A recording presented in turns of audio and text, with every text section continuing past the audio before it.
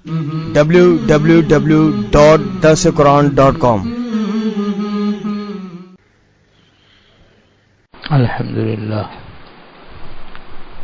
الحمد لله نحمده ونستعينه ونستغفره ونؤمن به ونتوكل عليه ونعوذ بالله من شرور أنفسنا ومن سيئات أعمالنا من يهده الله فلا مضل له ومن يضلله فلا هادي له وأشهد أن لا إله إلا الله وحده لا شريك له وأشهد أن سيدنا ونبينا ومولانا محمدا عبده ورسوله صلى الله تعالى عليه وعلى آله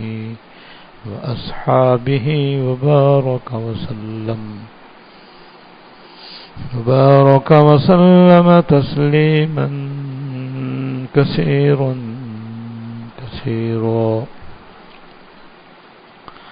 أما بعد فأعوذ بالله من الشيطان الرجيم بسم الله الرحمن الرحيم إنا أعطيناك الكوثر فصل لربك وانحر إن شانئك هو الأبتر صدق الله العظيم.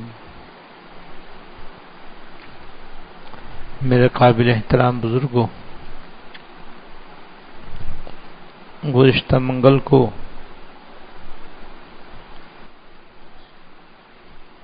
ذو الحجہ کے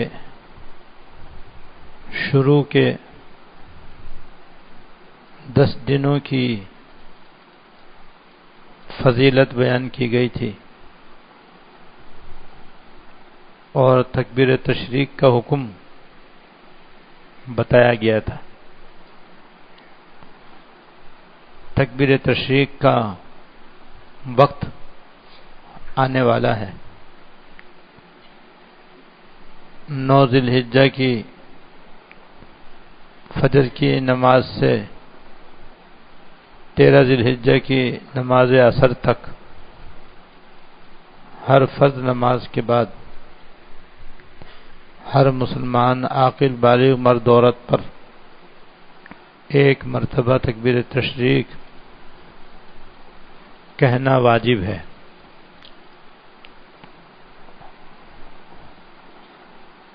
مردوں کو بھی اہتمام سے یہ تکبیر کہنی چاہیے، چاہے کوئی فرض نماز جماعت سے پڑھیں یا اکیلے بغیر جماعت کی نماز پڑھیں، اور چاہے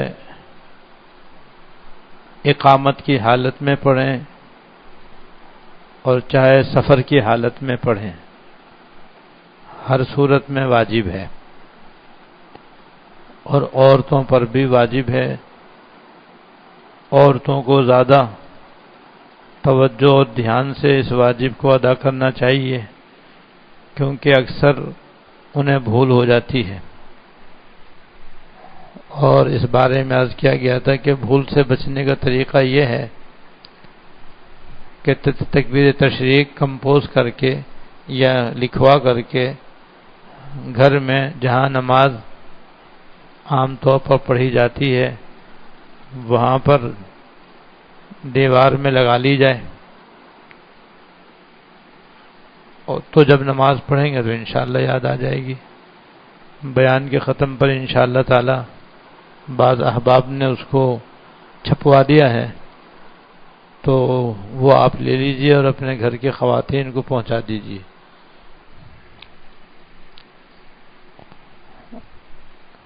اور عرفے کے فضائل بھی آپ کے سامنے بیان کر دیے گئے. عرفہ کہتے ہیں 9 ذی الحجہ کو. جہاں بھی 9 ذی الحجہ آئے گی وہیں پر اس کی فضیلت بھی ثابت ہوگی، اور اس کی 2 فضیلتیں آپ کو بتائی گئی ہیں۔ دن کی فضیلت یہ ہے کہ ایک دن کا روزہ 1 سال کے روزوں کے برابر ہے، اور انشاءاللہ تعالی اس کا روزہ رکھنے کی برکت سے اجر و حدیث اللہ تعالی اگلے پچھلے 1 سال کے گناہ معاف فرما دیں گے۔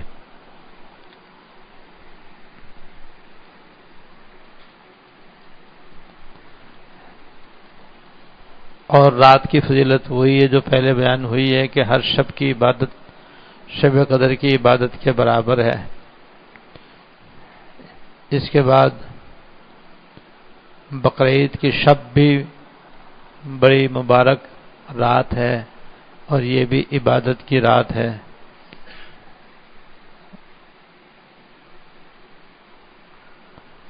شب قدر کی عبادت کے برابر ثواب ملنے کے علاوہ بقرعید کی شب میں عبادت کا یہ ثواب الگ ہے، جو حضرت ابو امامہ رضی اللہ تعالیٰ عنہ سے مروی ہے کہ حضور اکرم صلی اللہ علیہ وسلم نے فرمایا، جس شخص نے دونوں عیدوں یعنی عید الفطر اور عید الاضحیٰ کی راتوں کو ثواب کا یقین رکھتے ہوئے زندہ رکھا تو اس کا دل اس دن نہیں مرے گا جب لوگوں کے دل مردہ ہو جائیں گے، یعنی اللہ تعالیٰ اس کو قیامت کی خوفناکی، ہولناکی اور دہشت سے محفوظ رکھیں گے۔ اس لیے یہ مبارک رات بھی آنے والی ہے۔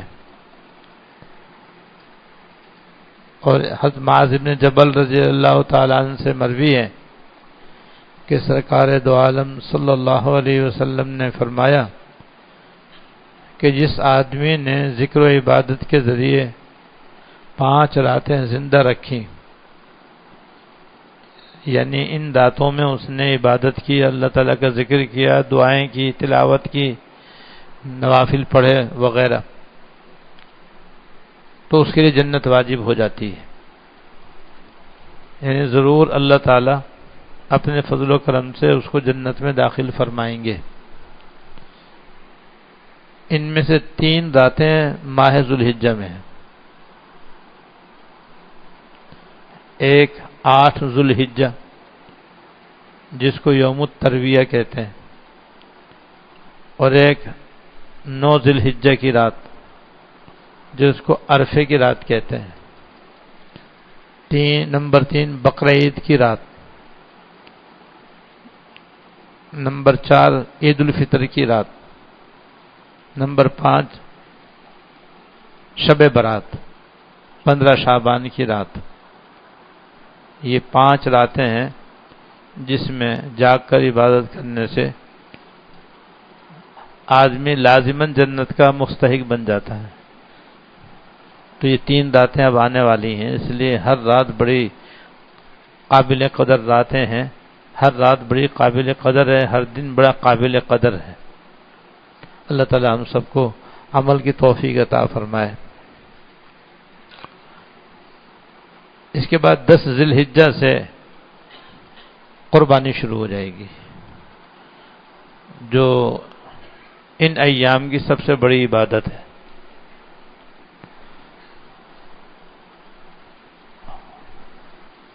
اور یہ قربانی دراصل سنت ہے حضرت ابراہیم علیہ السلام کی،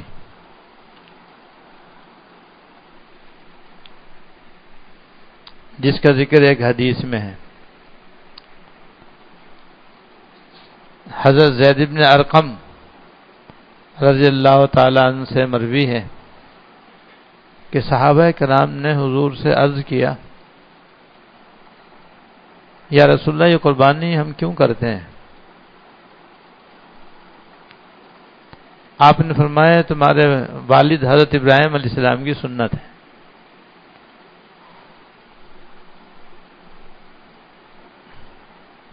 انہوں نے عرض کیا اس میں ہمارا کیا فائدہ ہے، یعنی قربانی کرنے سے ہمیں کیا ثواب ملتا ہے؟ آپ نے فرمایا تمہارا فائدہ یہ ہے کہ تمہیں قربانی کے جانور کے ہر بال کے بدلے میں ایک نیکی ملے گی۔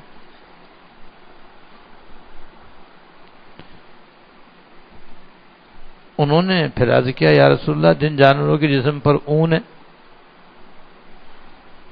اس کا کیا حکم ہے، کیا اس پر بھی کچھ ملے گا؟ آپ نے فرمایا اون کے ہر بال کے بدلے میں بھی ایک نیکی ملے گی۔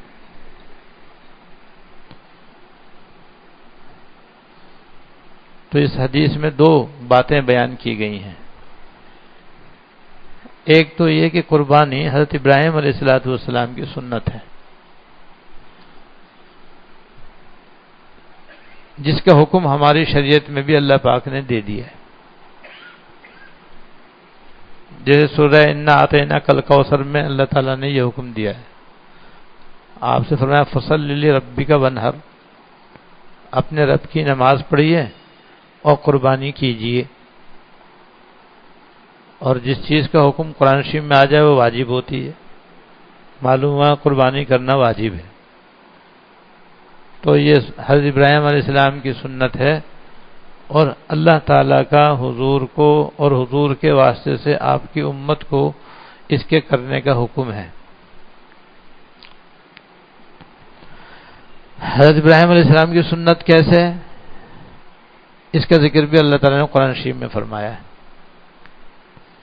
جس کا مختصر سا واقعہ یہ ہے، حضرت ابراہیم علیہ السلام نے خواب میں یہ دیکھا تھا کہ وہ اپنے بیٹے حضرت اسماعیل علیہ السلام کو ذبح کر رہے ہیں،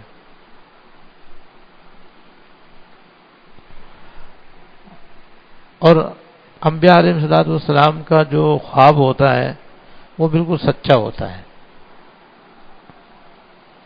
اور اللہ تعالیٰ کی جانب سے ہوتا ہے، اور اللہ تعالیٰ کی طرف سے وہ حکم ہوتا ہے کہ ویسا کیجیے۔ تو جب حضرت ابراہیم علیہ السلام نے خواب میں دیکھا کہ وہ اپنے بیٹے حضرت اسماعیل علیہ السلام کو ذبح کر رہے ہیں، تو انہوں نے سمجھ لیا کہ اللہ تعالیٰ نے ان کو ذبح کرنے کا مجھے حکم دے دیا ہے۔ چنانچہ خواب سے بیدار ہونے کے بعد حضرت ابراہیم علیہ السلام نے حضرت اسماعیل علیہ السلام سے اپنے اس خواب کا ذکر کیا اور ان سے ان کی رائے لی کہ وہ اس بارے میں کیا کہتے ہیں۔ تو جیسے حضرت ابراہیم علیہ السلام اللہ تعالیٰ کے نبی تھے، حضرت اسماعیل علیہ السلام بھی اللہ تعالیٰ کے نبی تھے، اور اللہ کے نبی جو ہوتے ہیں سب سے زیادہ اللہ تعالیٰ کے فرما بردار اور تابعدار ہوتے ہیں۔ تو جو ہی حضرت اسماعیل علیہ السلام نے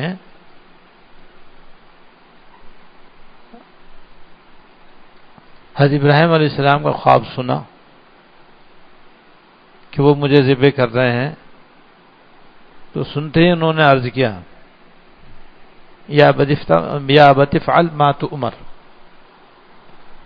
ابا جان آپ کو جو حکم ہوا ہے آپ اس پر عمل کر لیجیے، ستجدنی انشاءاللہ من الصابرین، انشاءاللہ آپ مجھے صبر کرنے والوں میں سے پائیں گے۔ یعنی جس طرح آپ اللہ تعالیٰ کا حکم پورا کرنے کے لیے تیار ہیں، میں بھی تیار ہوں، انشاءاللہ میری طرف سے اس میں کوئی کمی کوتاہی نہیں ہوگی۔ یہ حضرت اسماعیل علیہ السلام نے جواب دیا، حالانکہ وہ چھوٹی عمر کے تھے، لیکن تھے تو حضرت ابراہیم علیہ السلام کے بیٹے۔ حضرت ابراہیم علیہ السلام اولو العزم پیغمبروں میں سے، جن پر بڑے بڑے امتحانات آئے، لیکن ان امتحانات میں وہ پورے اترے۔ جب حضرت ابراہیم علیہ السلام کو حضرت اسماعیل علیہ السلام کی رائے معلوم ہو گئی، تو اب انہوں نے اللہ تعالیٰ کے حکم کے مطابق ان کو ذبح کرنے کا ارادہ فرمایا اور تیاری کی، اور حضرت اسماعیل علیہ السلام کو اپنے ساتھ لیا، ایک رسی لی، ایک چھری لی، اور ذبح کرنے کے ارادے سے مکہ مکرمہ سے مینا تشریف لے گئے۔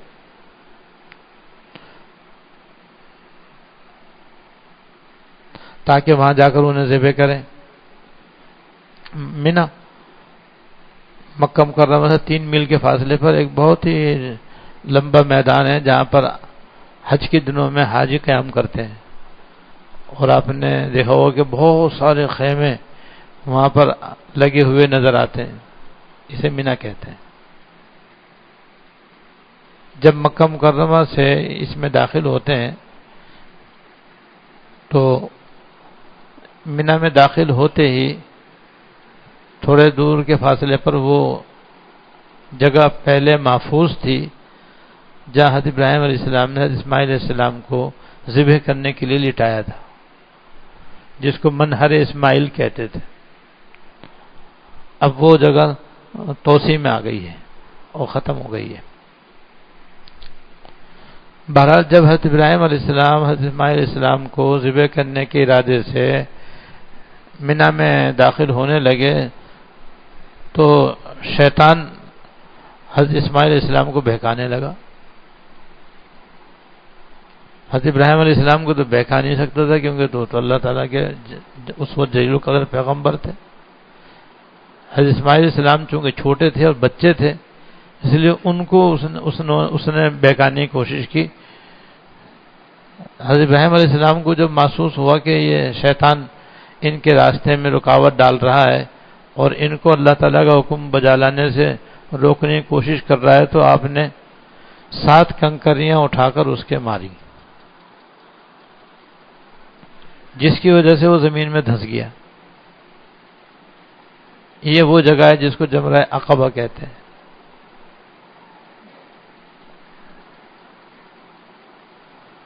نہیں، جمرہ اولا کہتے ہیں اس کو، جمرہ اولا۔ اس کے بعد پھر ابراہیم علیہ السلام آگے چلے، اسماعیل علیہ السلام بھی ساتھ ساتھ آگے چلے، تو زمین نے شیطان کو چھوڑ دیا۔ پھر وہ بہکانے لگا تو پھر آپ نے 7 کنکریاں اس کے ماری اور پھر زمین میں دھنس گیا۔ یہ جمرہ وسطیٰ ہے۔ پھر آگے چلے تو شیطان نے زمین نے اس کو چھوڑ دیا اور پھر وہ حضرت اسماعیل علیہ السلام کو بہکانے لگا، تو پھر حضرت ابراہیم علیہ السلام نے 7 کنکریاں ماری، وہ پھر زمین میں دھنس گیا اور زمین نے اس کو پکڑ لیا۔ یہ ہے جمرہ عقبہ۔ اس سے ذرا سا آگے پہاڑ کے دامن میں ایک جگہ تھی جہاں لے جا کر کے حضرت ابراہیم علیہ السلام نے حضرت اسماعیل علیہ السلام کو لٹایا۔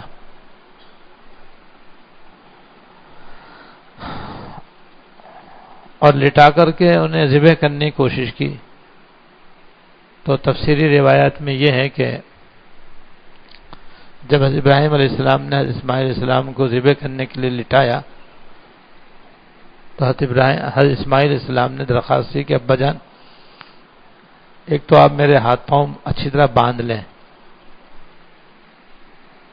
تاکہ جب میں تڑپوں تو میرے خون کے چھینٹے آپ کے کپڑوں پر نہ پڑے، اور اس لیے بھی کہ جان نکلنے میں بہت تکلیف ہوتی ہے تو مجھے زیادہ تکلیف نہ ہو۔ اور یہ بھی عرض کیا کہ آپ چھری تیز کر لیجئے تاکہ آسانی سے میرا گلا کٹ جائے اور روح نکل جائے اور مجھے زیادہ تکلیف نہ ہو۔ اور بعض روایتوں میں یہ ہے کہ حضرت ابراہیم علیہ السلام نے ان کو لٹا کر کے ان کے گلے میں چھری چلائی، لیکن چھری نے کام نہیں کیا، ان کا حلق کٹا نہیں، کیونکہ درمیان میں اللہ تعالیٰ نے ایک پیتل درمیان میں حائل کر دیا۔ اب پیتل کو کیا کاٹے چھری خود ہی بھونٹی ہو جائے۔ لیکن حضرت ابراہیم علیہ السلام نے اپنی طرف سے کوشش کی ذبح کرنے کی، اور جب حضرت اسماعیل علیہ السلام نے دیکھا کہ وہ گلا نہیں کٹ رہا ہے اور ان کو ڈر بھی لگ رہا ہے تو انہوں نے کہا ابا جان پھر آپ مجھے الٹا لٹا کے کاٹیے، ذبح کیجیے۔ اتنے میں اللہ تعالیٰ کی طرف سے آواز آ گئی، یا ابراہیم کا صدقت رؤیا، اے ابراہیم تو آپ نے اپنا خواب سچا کر دیا۔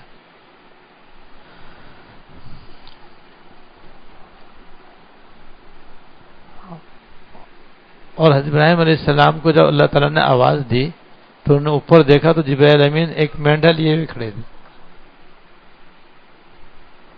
وَفَدَيْنَاهُ بِذِبْحٍ عَظِيمٍ میں اس کا ذکر ہے، اور ہم نے ان کو ایک عظیم قربانی اسماعیل علیہ السلام کے بدلے میں دی ذبح کرنے کے لیے۔ تو تفسیری روایات میں ہے کہ یہ مینڈھا وہی تھا جو حضرت آدم علیہ السلام کے بیٹے حابیل نے قربان کیا تھا۔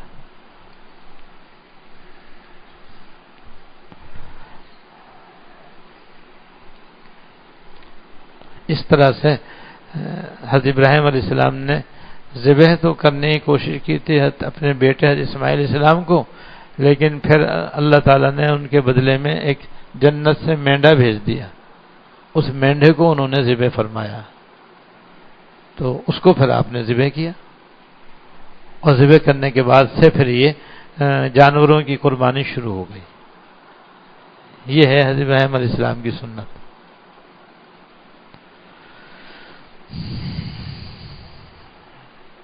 بہرحال ابراہیم علیہ السلام نے بھی اپنی طرف سے اپنے بیٹے کو ذبح کرنے کی، اور حضرت اسماعیل علیہ السلام نے بھی ذبح ہونے کی پوری کوشش کی، اور اس میں کوئی کسر نہیں چھوڑی۔ اور اللہ پاک تو دل کی نیت کو دیکھتے ہیں کہ کس کی نیت کیسی ہے۔ یہ ہے قربانی کا واقعہ، اور یہ ہے ابراہیم علیہ السلام کی سنت۔ اور حج میں جو منی میں 3 جگہ کنکریاں ماری جاتی ہیں جس کو جمرہ کہتے ہیں، اور جس کی جمع آتی جمرات۔ جمرہ اولا پہلا جمرہ ہے جہاں پر کنکری ماری جاتی ہیں، جمرہ وسطی درمیانہ جمرہ ہے جہاں 7 کنکریاں ماری جاتی ہیں، جمرہ عقبہ آخری جمرہ ہے جہاں پر 7 کنکریاں ماری جاتی ہیں۔ تو یہاں چونکہ حضرت ابراہیم علیہ السلام نے شیطان کی 7 کنکریاں ماری تھی، اس لیے یہ عمل بھی ان کا اللہ تعالیٰ کے ایسا مقبول ہے کہ حج کے اندر ہر حاجی کو حج کے دوران یہاں پر کنکریاں مارنی ہوتی ہیں، اور کنکری مارنا واجب ہے۔ اگر کوئی کنکری بلا عذر معتبر نہ مارے تو دم واجب ہو جاتا ہے۔ تو حضرت ابراہیم علیہ السلام کا یہ عمل بھی مقبول، قربانی کا عمل بھی مقبول۔ بہرحال قربانی سرکار دو عالم صلی اللہ علیہ وسلم کی امت کے اندر ہر صاحب حیثیت اور صاحب استطاعت پر، یعنی ہر اس مسلمان مرد عورت جس میں قربانی کرنے کی استطاعت ہے، اس پر قربانی واجب ہے۔ اور قربانی کرنے کا یہ ثواب عظیم ہے کہ قربانی کے جانور کے جسم پر جتنے بھی بال ہیں، ہر بال کے بدلے ایک نیکی ملتی ہے۔ اور ہم سب جانتے ہیں کہ جانور کے جسم پر بال کتنے بے شمار ہوتے ہیں، اتنے بے شمار ہوتے ہیں کہ کوئی انسان ان کو گن بھی نہیں سکتا۔ معلوم ہوا کہ اللہ تعالیٰ قربانی کے بدلے میں بے شمار نیکیاں عطا فرماتے ہیں، بے حساب نیکیاں عطا فرماتے ہیں۔ ان بے شمار نیکیوں اور اجر و ثواب کے پیش نظر تو اگر کسی کے اوپر قربانی واجب نہ ہو تب بھی اس ثواب خاطر اگر وہ کر سکے تو کر لینا چاہیے، کیونکہ پھر قربانی کے ایام گزرنے کے بعد پھر کوئی اور ایسا عمل نہیں ہے کہ جس سے آدمی اتنا بڑا ثواب حاصل کر سکے اور اتنی نیکیاں حاصل کر سکے۔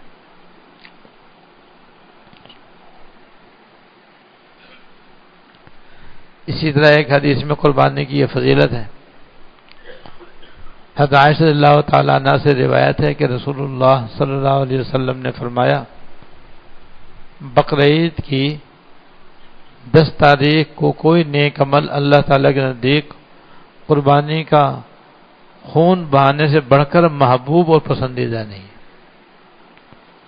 اور قیامت کے دن قربانی کرنے والا اپنے جانور کے بالوں، سینگوں، کھروں کو لے کر کے آئے گا، اور یہ ثواب عظیم ملنے کا ذریعہ بنے گی۔ اور نیز قربانی کا جانور کا خون زمین پر گرنے سے پہلے اللہ تعالیٰ کے نزدیک شرف قبولیت حاصل کر لیتا ہے، لہذا تم خوش دلی سے قربانی کیا کرو۔ اس حدیث سے بھی دو فضیلتیں معلوم ہوئی.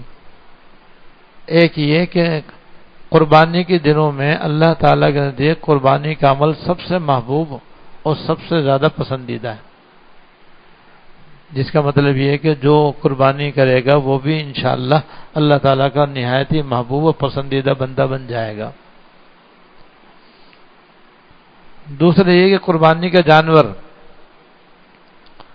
جب ذبح ہو تو جو ہی اس کا خون کا پہلا قطرہ زمین پر گرے وہ اللہ تعالیٰ کے یہاں مقبول ہو جاتا ہے.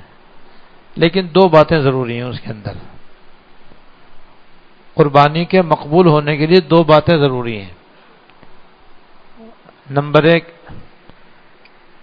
نیت خالص ہو، قربانی کا عمل اخلاص سے کرے، یعنی اس میں صرف اللہ تعالیٰ کو راضی کرنا اور ثواب حاصل کرنا پیش نظر ہو. بس دکھاوا اور نام و نمود نہ ہو، دکھاوا اور نام و نمود نہ ہو. بس یہ نیت ہو کہ اللہ پاک راضی ہو جائے اور قربانی کا جو بڑا ثواب ہے اللہ تعالیٰ مجھے عطا فرما دے. نمبر دو، قربانی کا جانور جن پیسوں سے خریدے وہ حلال ہو، یا اگر بغیر پیسوں کے قربانی کا جانور حاصل ہوا ہے تو وہ ہو حلال، مال حلال سے حاصل ہونا چاہیے. کیونکہ سب جانتے ہیں کہ حرام مال تو اللہ تعالیٰ قبول کرتے نہیں. حلال مال کھانے سے تو دعا بھی قبول نہیں ہوتی، حلال مال کھانے سے تو فرض عبادت بھی قبول نہیں ہوتی، حرام مال کھانے استعمال کرنے سے نفل عبادت بھی قبول نہیں ہوتی، تو قربانی بھی قبول نہیں ہوگی. اس لیے قربانی کے جانور خریدنے یا لینے یا حاصل کرنے میں حلال ہونا ضروری ہے. حرام مال سے اگر کوئی حاصل کرے، جیسے کوئی کسی کا قربانی کے جماعت چرا کر قربانی کرے تو چوری کے بکرے کی تھوڑی قربانی قبول ہوگی، الٹا گنہگار ہوگا، الٹا گنہگار ہوگا. اور جس کی چوری کی ہے اس کو بکرا واپس دینا ہوگا یا پیسے دینے واپس دینے پڑیں گے. تو بعض لوگ جانور چرا لیتے ہیں، بعض لوگ جانور زبردستی چھین لیتے ہیں، اور بعض حرام مال سے قربانی کے جانور خریدتے ہیں اور خوب مہنگا خریدتے ہیں اور پھر خوب دکھاتے ہیں، نمائش کرتے ہیں. تو بھائی دو شرطیں ہیں قربانی قبول ہونے کی، ایک اخلاص، دوسرے حلال مال کا استعمال. مال حلال سے قربانی ہوگی تو انشاءاللہ اس کی یہ فضیلت ہے کہ جو ہی وہ قربانی کرے گا اور اس کا خون زمین پر گرے گا، گرتے ہی اللہ تعالیٰ کیا انشاءاللہ قبول ہو جائے گا. حضرت ابن عباس رضی اللہ تعالیٰ عنہ سے مروی ہے کہ رسول اللہ صلی اللہ علیہ وسلم نے بقرعید کے دن فرمایا کہ آج کے دن کوئی شخص قربانی سے بہتر عمل نہیں کر سکتا الا یہ کہ وہ صلہ رحمی کرے. صلہ رحمی کرنا بھی یہ بھی بڑا باعث اجر و ثواب عمل ہے، لیکن یہ مطلب نہیں ہے کہ صلہ رحمی کرنے سے قربانی کا واجب ادا ہو جائے گا. یہ مطلب نہیں ہے اس حدیث کا. مطلب یہ ہے کہ نفلی قربانی اگر کوئی کرنا چاہے تو اس کے بجائے اگر کوئی صلہ رحمی کرے گا تو صلہ رحمی کا بھی اس کو ثواب ملے گا انشاءاللہ تعالی، اور وہ قربانی کا بدل بن سکتی، کیوں قربانی واجب نہیں ہے، نفلی قربانی کر رہا ہے. لیکن صلہ رحمی کرنا یہ ایک واجب قربانی قائم مقام نہیں ہے اور اس کا بدل نہیں ہے. قربانی تو کرنی ہی ہوگی ورنہ گنہگار ہوگا، اور صلہ رحمی کرنے سے واجب قربانی ادا نہیں ہوگی. اسی طرح ایک اور فضیلت بڑی عظیم الشان ہے جو حضرت علی رضی اللہ تعالیٰ عنہ سے مروی ہے کہ سرکار دو عالم صلی اللہ علیہ وسلم نے فرمایا، اے فاطمہ رضی اللہ تعالیٰ عنہ، جاؤ اپنی قربانی پر حاضری دو، جاؤ اپنی قربانی پر حاضری دو، کیونکہ اسے خون سے جو ہی پہلا قطرہ زمین پر گرے گا سارے گناہ معاف ہو جائیں گے. نیز وہ جانور اپنے خون اور گوشت کے ساتھ لایا جائے گا اور پھر اسے 70 گنا بھاری کر کے تمہارے ترازو میں رکھا جائے گا. حضرت ابو سعید خدری رضی اللہ تعالیٰ عنہ نے عرض کیا، یا رسول اللہ، یہ عظیم الشان فضیلت یہ حضور کی آل کے ساتھ خاص ہے یا سب مسلمانوں کو بھی یہ فضیلت حاصل ہوگی؟ آپ نے فرمایا کہ یہ میری آل کے لیے تو ہے ہی، لیکن سب مسلمانوں کو لیے بھی یہ فضیلت عام ہے اور ان کو بھی یہ فضیلت حاصل ہوگی. یعنی یہ فضیلت میری آل کے ساتھ خاص اور دیگر مسلمانوں کے ساتھ بھی عام ہے، ان کو بھی یہ فضیلت حاصل ہوگی، اور ہر مسلمان کو یہ قربانی کرنے سے فضیلت انشاءاللہ حاصل ہوگی. تو اس میں بڑی فضیلت بتلائی گئی ہے. ایک تو یہ کہ آدمی قربانی جب کرے تو قربانی کا جانور کا پہلا قطرہ گرتے ہی قربانی کرنے والے کی مغفرت ہو جاتی ہے. تو ایک طرف مغفرت، دوسری طرف ہر گناہ کے بدلے نیکی. اور دوسری فضیلت اس حدیث میں یہ ہے کہ قربانی کا جانور خون گوشت کے ساتھ لایا جائے گا، پھر اس کو 70 گنا وزن کر کے قیامت کے دن اس کے تول میں رکھا جائے گا. اسی لیے حضرات فقہاء کرام رحمہ اللہ نے فرمایا کہ آدمی کو اپنے ہاتھ سے اپنا قربانی کا جانور ذبح کرنا افضل ہے، اور اگر ذبح کرنا نہیں جانتا تو پھر دوسرے سے بھی ذبح کرا سکتا ہے، مگر افضل یہ کہ خود وہاں موجود رہے اور قربانی کا جانور اس کے سامنے ذبح ہو. جیسے کہ حضور نے حضرت فاطمہ رضی اللہ تعالیٰ عنہ سے فرمایا کہ تم اپنے قربانی کے جانور کے ذبح کے وقت حاضری دو. حضرت ابن عباس رضی اللہ تعالیٰ عنہ سے مروی ہے کہ سرکار دو عالم صلی اللہ علیہ وسلم نے فرمایا عید کے دن قربانی کا جانور خریدنے کے لیے پیسے خرچ کرنا اللہ تعالیٰ کے ہاں اور چیزوں میں خرچ کرنے سے زیادہ افضل ہے. وجہ ظاہر ہے قربانی سب سے اونچا اور افضل عمل ہے، اس لیے اس میں پیسے خرچ کرنا بھی سب سے افضل، سب سے اعلیٰ درجہ ہے. لہذا اب یہ سمجھنا چاہیے کہ قربانی کس پر واجب ہے، کس پر واجب نہیں. تو جو مسلمان مرد عورت عاقل بالغ ہو اور وہ صاحب نصاب ہو، یعنی زکوٰۃ اس کے اوپر فرض ہو، تو اس پر قربانی واجب ہے.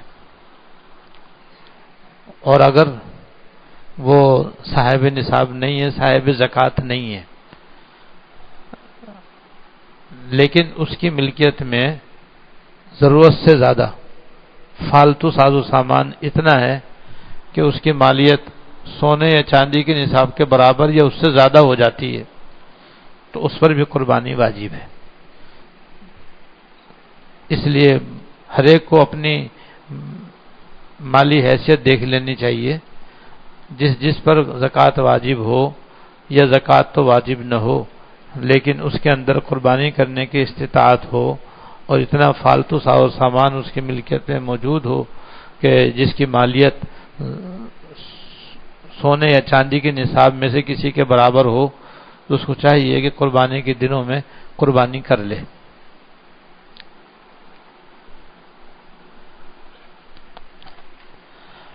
اور جس مسلمان مرد عورت کے اندر ایسی استطاعت نہیں ہے، وہ فقیر ہے، تو ایسی صورت میں اس پر قربانی واجب نہیں.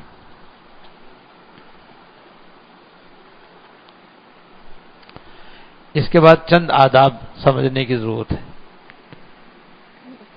ان میں سے ایک یہ ہے کہ قربانی کا جانور جب آدمی خریدے تو اچھی طرح دیکھ بھال کا خریدنا چاہیے. اس کی آنکھیں دیکھنی چاہیے، اندھا نہ ہو. ناک دیکھنی چاہیے، کٹی ہوئی نہ ہو. کان دیکھنا چاہیے، کان اس کا کٹے ہوئے نہ ہو، چرے ہوئے نہ ہو. کھر دیکھنے چاہیے کہ وہ پھٹے ہوئے نہ ہو. دم دیکھنی چاہیے کہ وہ کٹی ہوئی نہ ہو. کیونکہ قربانی کے جانور میں اگر اتنا عیب ہے کہ جس سے قربانی صحیح نہیں ہوتی اور کسی نے اسے قربانی کر لی تو قربانی کا واجب ادا نہیں ہوگا. اور ایسے قربانی کے جانوروں کی عمریں بھی مقرر ہیں، اور وہ ہے 2 دانت ہونا. 2 دانت کا بکرا 1 سال میں ہوتا ہے. گائے بیل بھینس 2 سال میں ہوتی ہے. اونٹ 5 سال میں ہوتا ہے، لہذا اونٹ کم سے کم 5 سال کا ہونا چاہیے، اس سے کم کا اونٹنی کی قربانی جائز نہیں،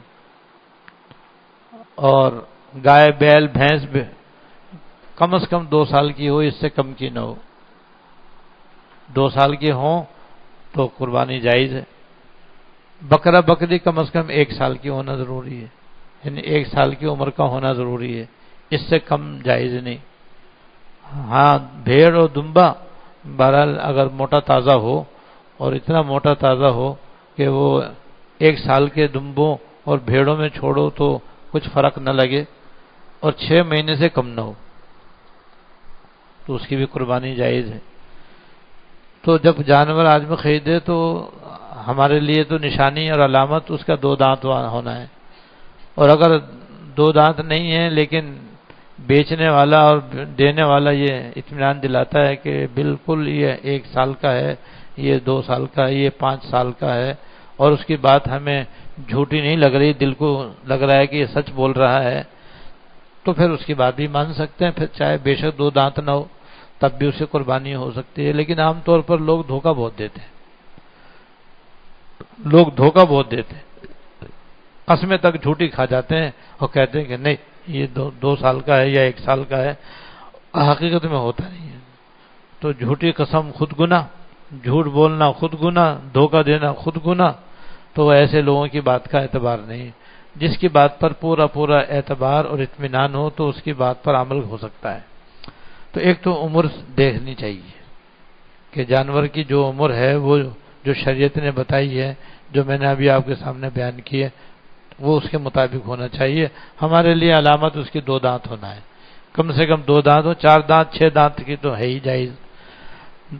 دوسرے بے عیب اور صحیح سالم دیکھنا چاہیے، اور تیسرا یہ کہ افضل یہ ہے کہ ذرا سا فربا ہو، اپنی حیثیت کے مطابق فربا ہو، جس کی خریدنے کی اپنے اندر استطاعت بھی ہو، اور بالکل ہی ہڈیاں نہ ہو، بالکل مریض اور کمزور نہ ہو، کیونکہ بعض دفعہ تو اس کی قربانی بھی درست نہیں ہوتی، جب حد سے زیادہ اتنا کمزور ہو کہ چلا ہی نہیں جا رہا اس سے، تو ایسے جانور کی قربانی کیسے صحیح ہوگی؟ اس طرح سے جانور دیکھ بھال کے لینا چاہیے۔ میں اس لیے عرض کر رہا ہوں کہ بعض لوگ جو ہیں جانور دیکھنے میں ذرا بھی احتیاط نہیں کرتے، بس ریٹ لگانے میں تو پکے ہیں وہ۔ اب جانور اندھا آ رہا ہے، کانا آ رہا ہے، لنگڑا آ رہا ہے، لولا آ رہا ہے، بیمار آ رہا ہے، کیسا آ رہا ہے، اس کو نہیں دیکھتے۔ یہ بہت بڑی غلطی ہے، بہت بڑی کوتاہی ہے۔ بھائی اس سے تو ہماری ایک عبادت وابستہ ہے، قربانی کا واجب اس کے ذریعے ادا ہوگا، وہ جبھی ادا ہوگا جب یہ صحیح سالم بے عیب ہوگا، یا اگر عیب اس میں تھوڑا بہت ہوگا جو کہ معافی کی حد میں ہے تو اس سے تو ہمارا واجب ادا ہو جائے گا، لیکن اگر زیادہ عیب دار ہوگا جس سے قربانی صحیح نہیں ہوتی تو واجب بھی نہیں ادا ہوگا، پیسے بھی خرچ ہوئے اور واجب بھی ادا نہ ہوا، وہ مقبول بھی نہیں ہوگا۔ تو یہ جو فضائل ہم نے سنے ہیں ابھی ہے وہ حاصل ہی نہیں ہوں گے، نہ واجب ادا ہوا، نہ ثواب ملا، نہ قبول ہوا، پیسے بھی گئے، فائدہ کیا ہوا بھائی؟ ذرا سے غفلت کی وجہ سے۔ اس لیے جو بھی قربانی کرے خوب اچھی طرح جانور کو دیکھ بھال کر اچھی طرح دیکھ کر لے، اور پھر عمر کا بھی اطمینان کر کے لے، اور یہ بھی افضل ہے کہ چند روز پہلے لے لے، ذرا پہلے سے لے لے جانوروں کو، اور پھر ان کو پالے اور انہیں خدمت کرے، تاکہ ان کی خدمت کرنے کا بھی ثواب ہے، اور پھر یہ قربانی کے جانور یہ پل صراط سے گزرنے کا ذریعہ بنیں گے۔ تو جتنا اچھا ہوگا، جتنا خوبصورت ہوگا، جتنا صحیح سالم بے عیب ہوگا، جتنا اخلاص ہوگا، جتنا اس کے اندر مال حلال کا استعمال ہوگا، اتنے وہ اس کی گاڑی اور اس کی سواری تیز ہوگی انشاءاللہ تعالی۔ اللہ تعالی ہمیں آنے والے دنوں میں قربانی کے عمل کی بھی توفیق عطا فرمائے، اور ان دنوں کی بھی دل و جان سے قدر کرنے کی توفیق عطا فرمائے۔ پہلے دعا ہوگی، اس کے بعد پھر یہ پرچے لے لیجیے گا انشاءاللہ تعالی، اور اس میں دھکا پھیل بالکل بھی نہ ہو، اچھا آرام سے اطمینان سے لے لیجیے گا۔ اللهم لك الحمد لا نحصي ثناء عليك أنت كما أثنيت على نفسك اللهم لك الحمد لا نحصي ثناء عليك أنت كما أثنيت على نفسك اللهم صل على سيدنا ومولانا محمد وعلى آل سيدنا ومولانا محمد وبارك وسلم. ربنا ظلمنا أنفسنا وإن لم تغفر لنا وترحمنا لنكونن من الخاسرين. ربنا ظلمنا أنفسنا وإن لم تغفر لنا وترحمنا لنكونن من الخاسرين. ربنا هب لنا من أزواجنا وذرياتنا قرة أعين واجعلنا للمتقين إماما. اللهم اغفر لنا وارحمنا وعافنا واعف عنا. اللهم اغفر لنا وارحمنا وعافنا واعف عنا. اللهم وفقنا لما تحب وترضى. اللهم وفقنا لما تحب وترضى من القول والعمل والفعل والنية والهدي إنك على كل شيء قدير.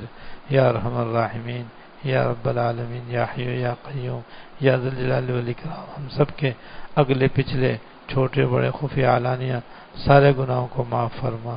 یا اللہ ہم سب کے اگلے پچھلے چھوٹے بڑے خفیہ علانیہ سارے گناہوں کو معاف فرما اور اپنی مرضیات پہ چلنے کی توفیق عطا فرما.